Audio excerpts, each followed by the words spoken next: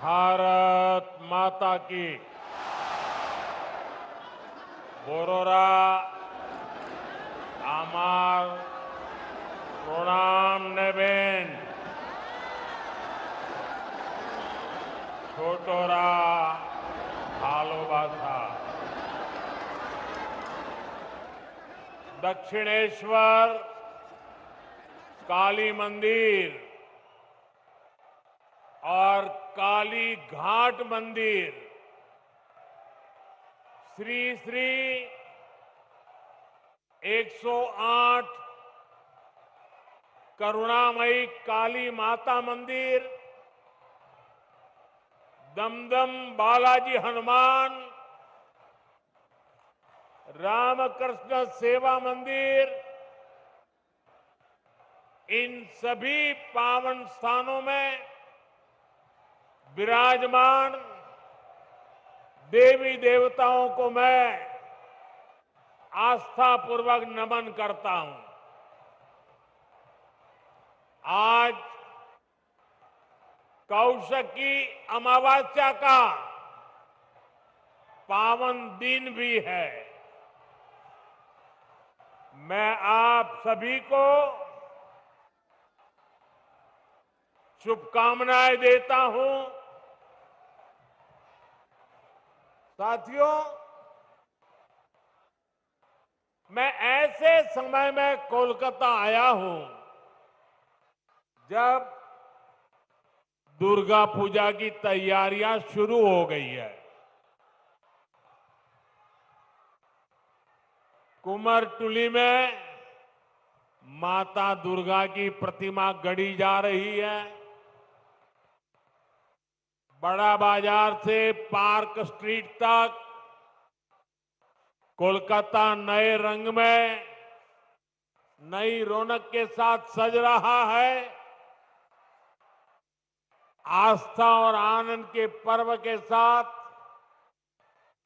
जब विकास का पर्व भी जुड़ जाता है तो खुशी दोगुनी हो जाती है। यहां से कुछ ही दूरी पर मुझे कोलकाता मेट्रो और हाईवे से जुड़े बड़े प्रोजेक्ट का शिलान्यास और लोकार्पण का अवसर मिला है। मैं दमदम के, कोलकाता के आप सभी लोगों को बधाई देता हूं। साथियों, पश्चिम बंगाल आबादी के लिहाज से देश के सबसे बड़े राज्यों में से एक है। इसलिए जब तक पश्चिम बंगाल का सामर्थ्य नहीं बढ़ेगा तब तक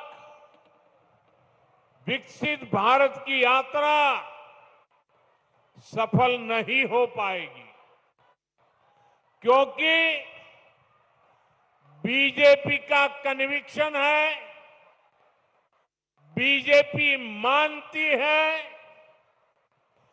बीजेपी की श्रद्धा है, बांग्लार उदय तबेई विकसितो भारतेर जय। इसलिए बीते 11 वर्षों में केंद्र की बीजेपी सरकार ने पश्चिम बंगाल के विकास के लिए लगातार हर प्रकार की मदद दी है। बंगाल में नेशनल हाईवे के निर्माण के लिए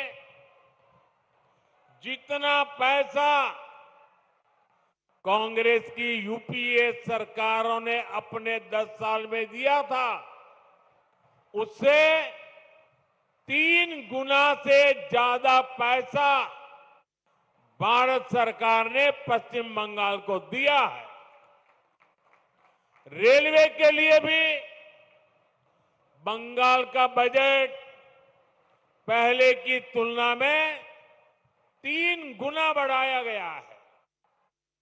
लेकिन साथियों, बंगाल में विकास कार्यों के सामने एक बहुत बड़ी चुनौती भी है।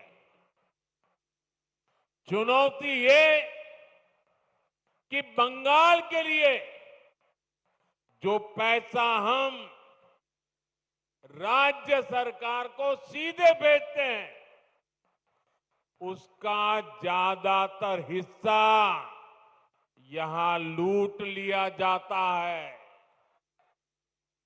जो पैसा भारत सरकार दिल्ली से भेजती है, वो पैसा आप लोगों पर खर्च नहीं होता। वो पैसा महिलाओं का जीवन आसान बनाने के लिए खर्च नहीं होता।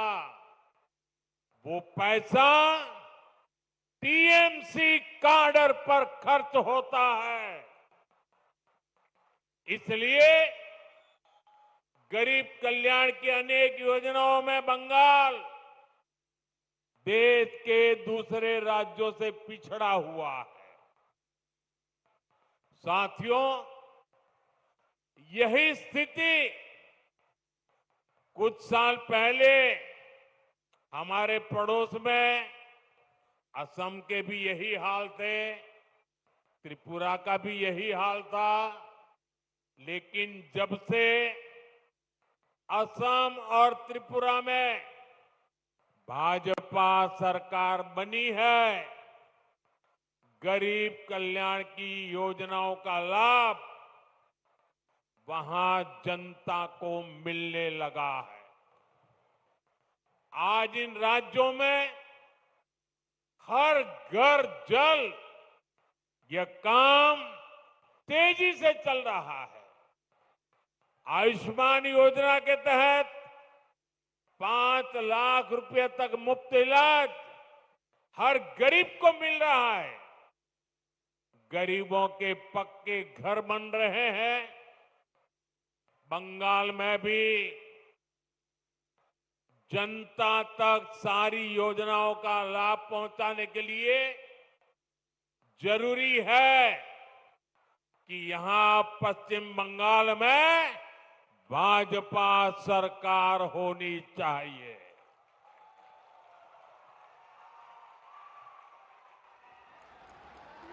ये अब तय है। टीएमसी जावे, बीजेपी आसबे।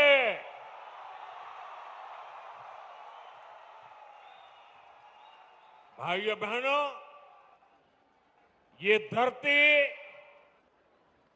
सतीश चंद्र दास गुप्त, सुरेंद्र नाथ बंदोपाध्याय, गोष्ठपाल और हरिनाथ डे ऐसी अनेक विभूतियों की धरती है। इस धरती ने देश को, समाज को समय समय पर नई चेतना दी है। ये धरती पुनर्जागरण का केंद्र रही है।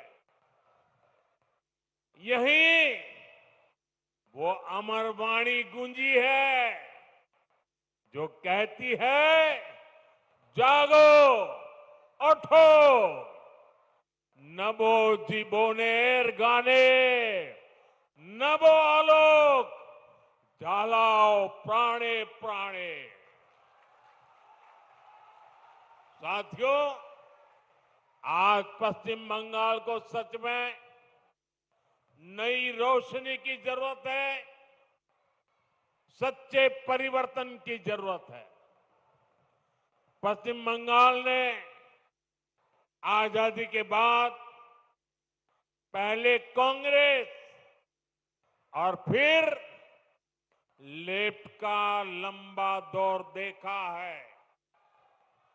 इसके बाद 15 साल पहले पश्चिम बंगाल के आप लोगों ने परिवर्तन का फैसला लिया था।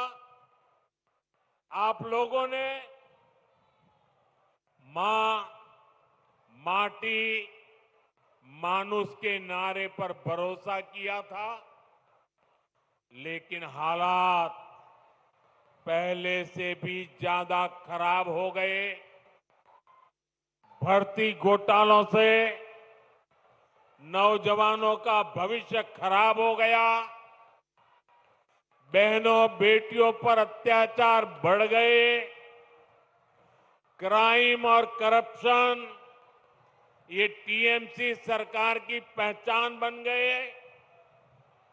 ये पक्का है कि जब तक बंगाल में टीएमसी की सरकार रहेगी, तब तक बंगाल का विकास अवरुद्ध रहेगा, रुका रहेगा। इसलिए आज बंगाल का जन जन कह रहा है, टीएमसी जाएगी तभी असली बदलाव आएगा।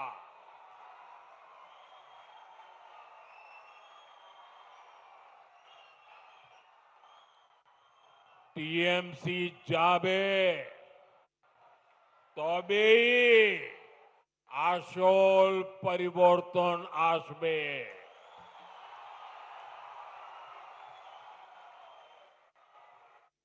साथियों, 21वीं सदी के 25 साल तो बीत चुके हैं। आने वाले साल देश की तरह ही बंगाल के लिए भी बहुत अहम है। हमें ये समय ऐसे ही नहीं निकलने देना है। इसलिए बंगाल को चाहिए सच्चा परिवर्तन, आशोल परिवर्तन, परिवर्तन जो नारे में नहीं काम में दिखे, परिवर्तन जो उद्योग लगाए, घर के बेटे बेटी को बंगाल में ही नौकरी दे, परिवर्तन जो बेटियों को सुरक्षा दे, मकान और दुकान को जलने से बचाए, परिवर्तन जो किसान को सुविधा दे, किसान को सम्मान दे, फसल का सही दाम दे, परिवर्तन जहां अपराधी और भ्रष्टाचारी सरकार में नहीं जेल में होंगे, ऐसा परिवर्तन जहां सुशासन होगा, गरीब से गरीब भी सम्मान का जीवन जिएगा। और ये सच्चा परिवर्तन सिर्फ और सिर्फ भाजपा ही ला सकती है। और इसलिए बंगाल के घर घर में हमें एक बात पहुंचानी है। बंगाल के हर कोने से एक ही आवाज आनी चाहिए, बाजते चाय बीजेपी ताई।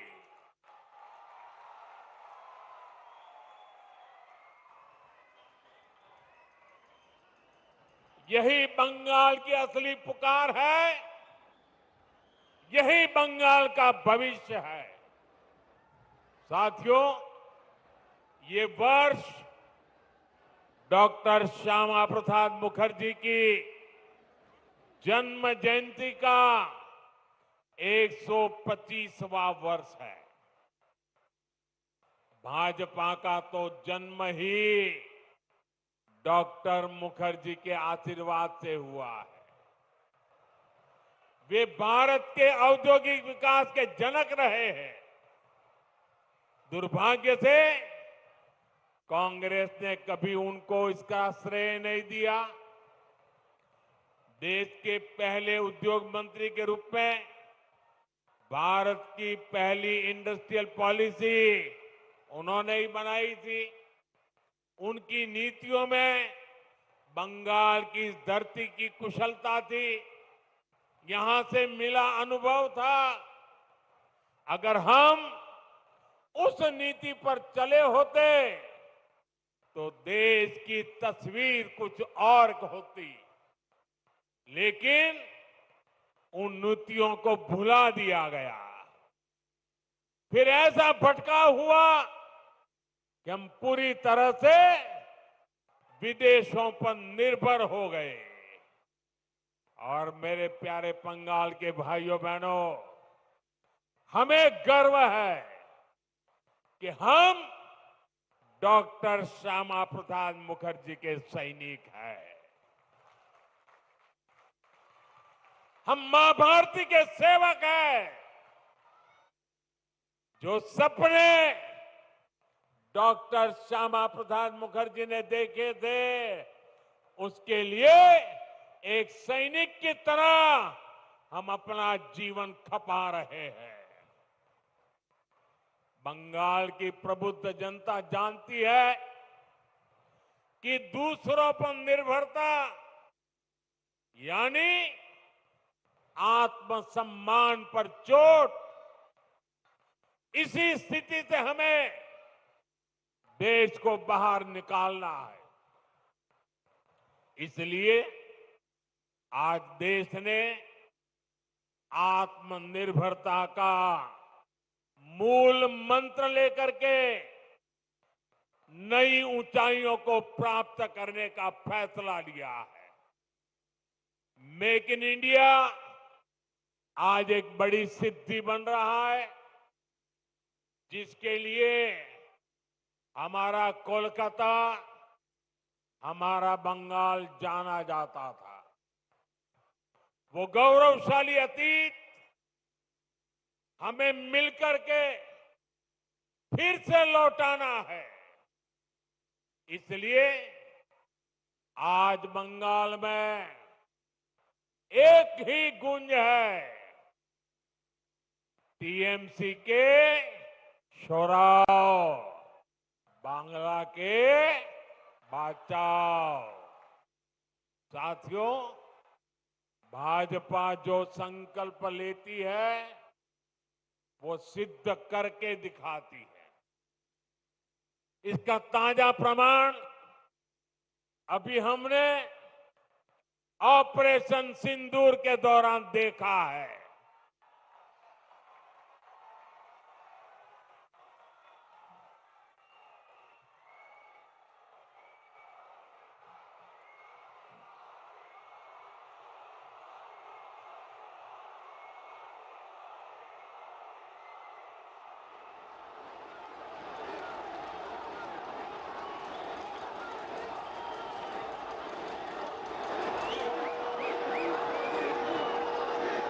हमारी सेना ने सीमा पार आतंकियों और आतंक के आकाओं के अड्डों को खंडहर में बदल दिया।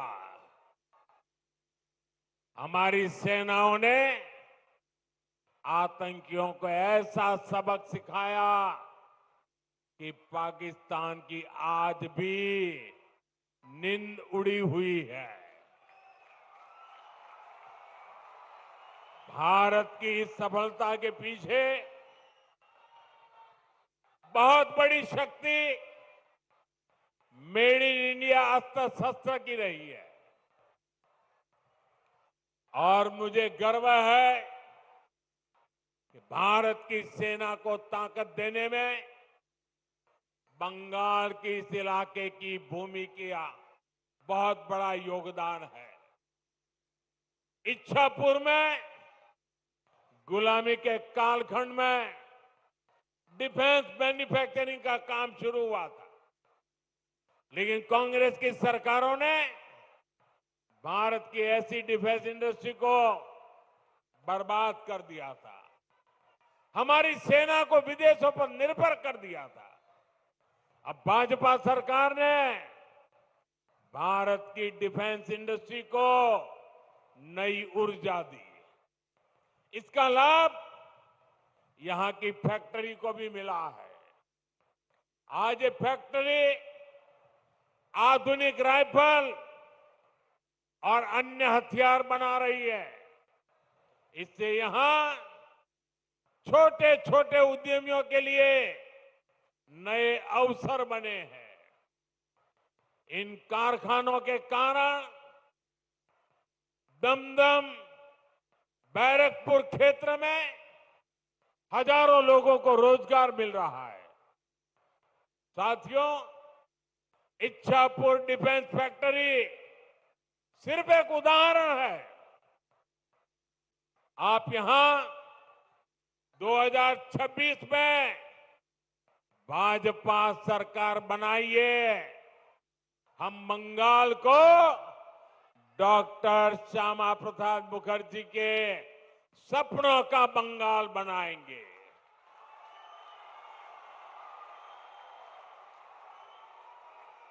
बंद पड़े कारखाने फिर से खुलेंगे, नया निवेश और नए कारखाने लगेंगे और दमदम फिर से इंडस्ट्रियल हब बनेगा।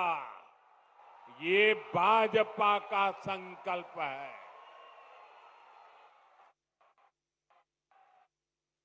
विकसितो बांग्ला, मोदीर गारंटी।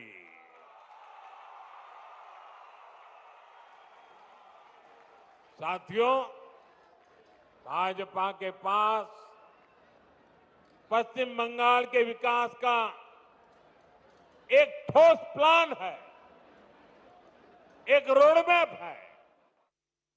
लेकिन टीएमसी विकास की दुश्मन है।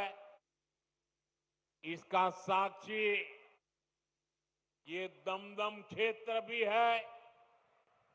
ये कोलकाता के सबसे अधिक भीड़ वाले इलाकों में से एक है। यहां की स्थिति क्या है, ये आप आए दिन महसूस करते हैं। देश के ऐसे शहरी क्षेत्रों के विकास के लिए स्मार्ट सिटी मिशन चल रहा है, लेकिन टीएमसी सरकार ने इस मिशन से जुड़ने से भी इनकार कर दिया।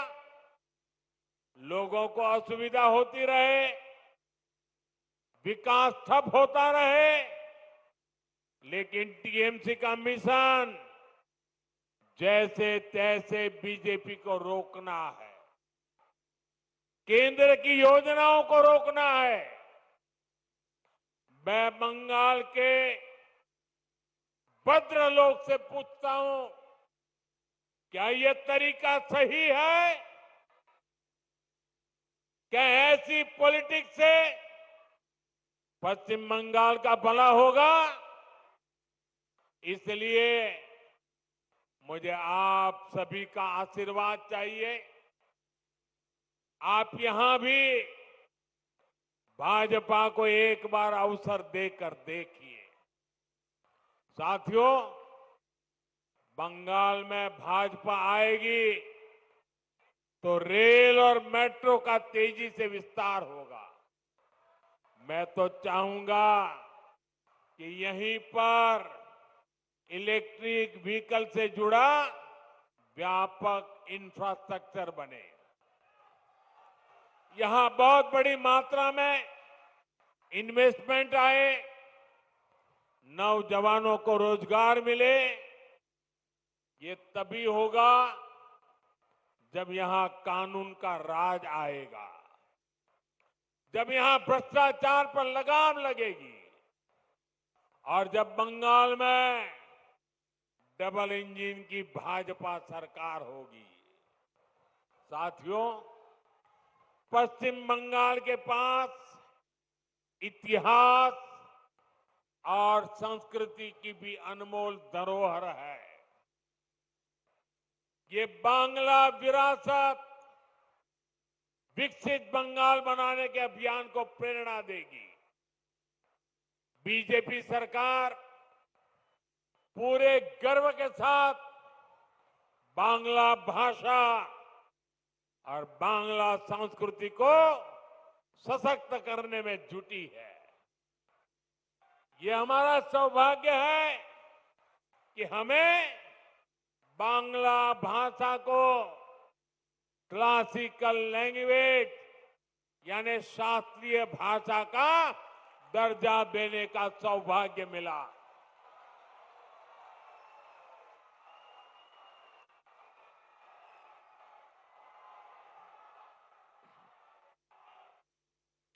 साथियों, यहां बनने वाली भाजपा सरकार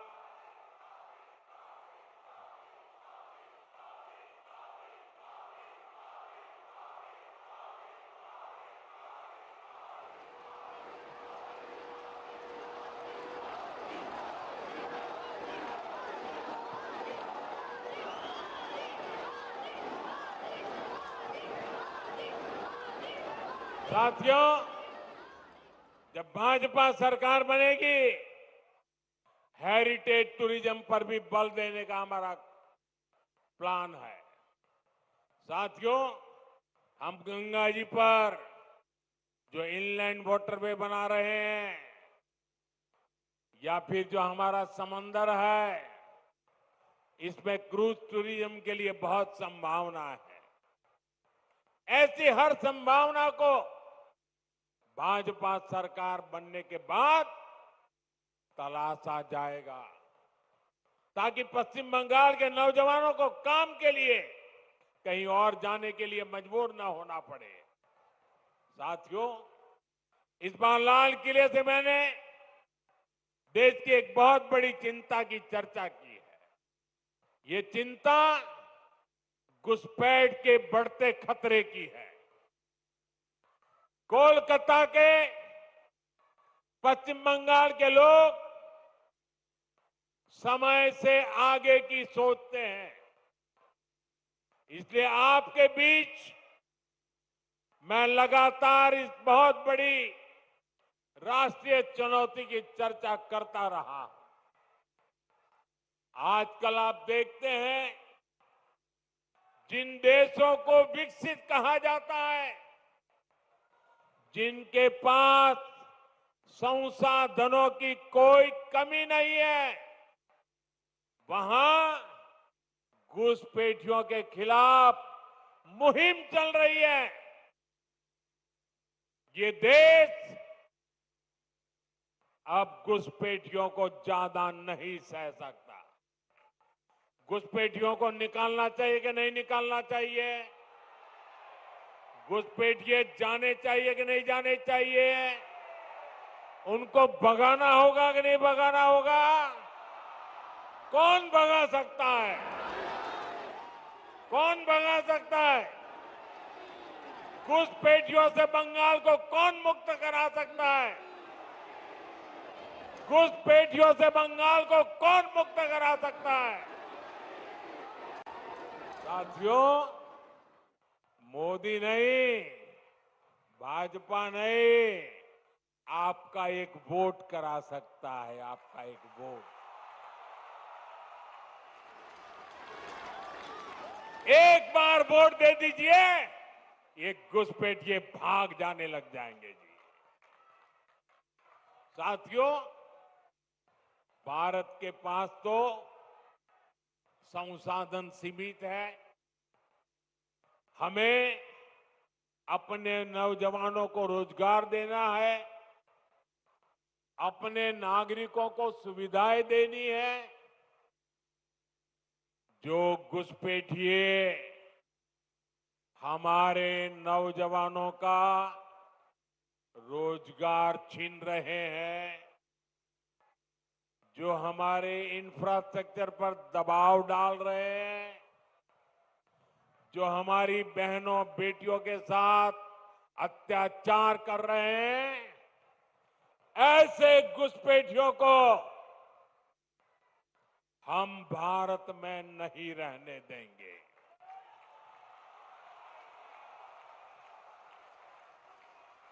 इसलिए भारत सरकार ने घुसपैठियों के खिलाफ इतना बड़ा अभियान चलाया हुआ है। लेकिन साथियों, मुझे हैरानी है कि टीएमसी, कांग्रेस समेत कुछ इंडी अलायंस के राजनीतिक दल तुष्टीकरण के आगे घुटने टेक चुके हैं। ये राजनीतिक दल सत्ता की भूख के लिए घुसपैठ को बढ़ावा दे रहे हैं।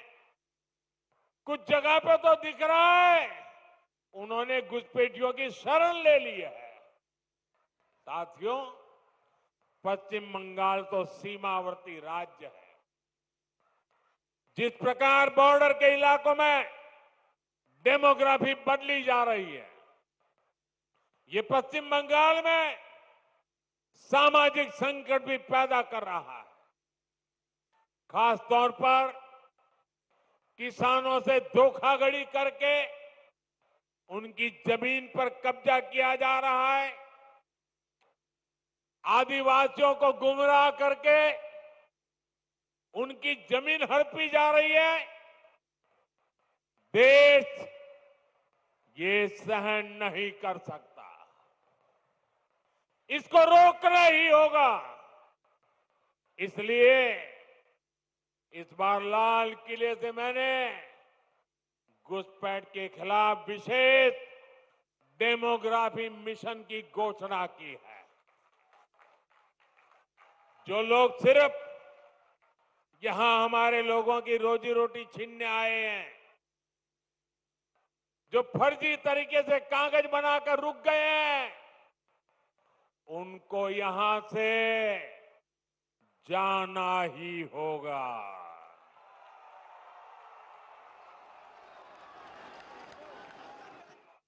और ये काम ईमानदारी से पूरा हो सके, इसके लिए टीएमसी सरकार को भी यहां से जाना ही होगा।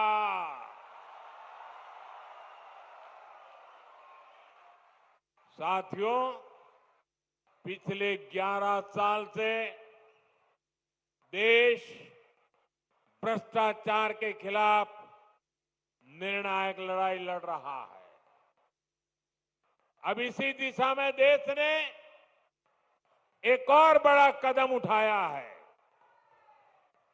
इस बार लोकसभा में भाजपा सरकार एक बहुत बड़ा एंटी करप्शन बिल लेकर आई है। मैं बंगाल के लोगों से इस बिल के बारे में विशेष तौर पर बात करूंगा।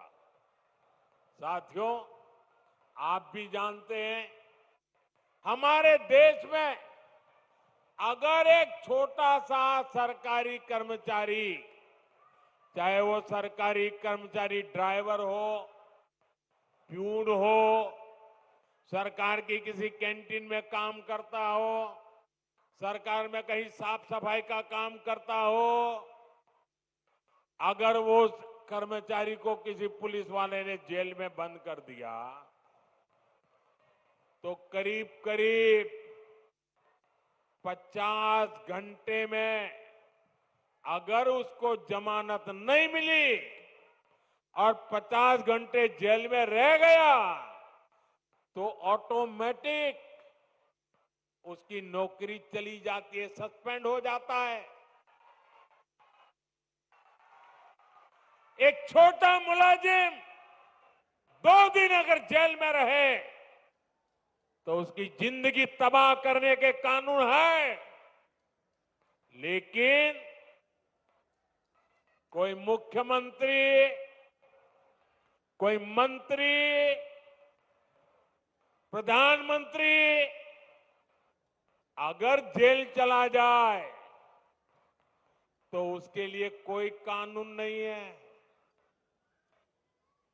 और हालत तो देखिए, आजकल ये लोग इतने गिरे हैं कि जेल से भी सरकार चलाने की कोशिश कर रहे हैं। पश्चिम बंगाल ने ये साक्षात देखा है, बार बार कई बार अनुभव किया है। टीएमसी के एक मंत्री टीचर्स घोटाले में आज तक जेल में है। शिक्षक भर्ती का गंभीर घोटाला, घर से नोटों का पहाड़ मिला, लेकिन तब भी वो मंत्री कुर्सी छोड़ने को तैयार नहीं थे। जनता की हर भावना को यहां निर्ममता से कुचला जाता रहा। इसी तरह टीएमसी के एक और मंत्री पर गरीबों का राशन लूटने का आरोप है। इनकी भी करोड़ों रुपए की संपत्ति जब्त हो चुकी है। ये मंत्री भी जेल जाने के बाद कुर्सी छोड़ने को तैयार नहीं थे। इन्होंने भी जनता की भावना की, संविधान की भावना की कोई परवाह नहीं की। साथियों, आप मुझे बताइए, ऐसे लोग जो भ्रष्ट हैं, जो जनता को धोखा दे रहे हैं, क्या उन्हें सरकार में अपने पद पर रहने का हक है क्या? हक है क्या? हमने तो ये देखा है कि मुख्यमंत्री तक जेल जाते हैं, लेकिन वो जेल से सरकार चलाते हैं। ये संविधान का, लोकतंत्र का सरासर अपमान है और मोदी संविधान का यह अपमान होते नहीं देख सकता। इसलिए मैंने तय किया, ये सब नहीं चल सकता। मंत्री हो, मुख्यमंत्री हो, अरे इतना ही नहीं, प्रधानमंत्री को भी सख्त कानून के दायरे में लाया हूं। अगर पीएम भी 30 दिन जेल में रहे और उन्हें जमानत न मिले तो अगले दिन उनकी कुर्सी भी चली जाएगी। लेकिन साथियों, टीएमसी के लोग भ्रष्टाचार के खिलाफ इस कार्रवाई पर भड़क गए हैं। वो इस कानून का विरोध कर रहे हैं। टीएमसी के लोगों ने संसद में इस बिल को फाड़ने की कोशिश की है। ये दिखाता है कि टीएमसी की पूरी राजनीति कैसे भ्रष्टाचार के पहाड़ पर टिकी है। इसलिए लोग इतने डरे हुए हैं, भ्रष्टाचारियों को बचाने में जुटे हैं। साथियों, हर चुनौतियों को परास्त करते हुए पश्चिम बंगाल फिर से भारत के विकास का पावर हाउस बन के रहेगा। इस संकल्प को लेकर हमें आगे बढ़ना है। आप याद रखिए और औरों को भी बताइए, हर गली मोहल्ले में, बंगाल के हर कोने में एक ही मंत्र, एक ही नारा गूंजता रहना चाहिए, बातें चाय, बातें चाय, बीजेपी ताई, बातें चाय, बातें चाय, बातें चाय, बातें चाय, बातें चाय। एक बार फिर आप सभी को इतनी विशाल संख्या में और इतनी ऊर्जा के साथ इस सभा को सफल बनाने के लिए मैं आपका आभार मानता हूं। मेरे साथ बोलिए, भारत माता की, भारत माता की, भारत माता की, वंदे वंदे। वंदे वंदे वंदे वंदे वंदे वंदे वंदे वंदे वंदे वंदे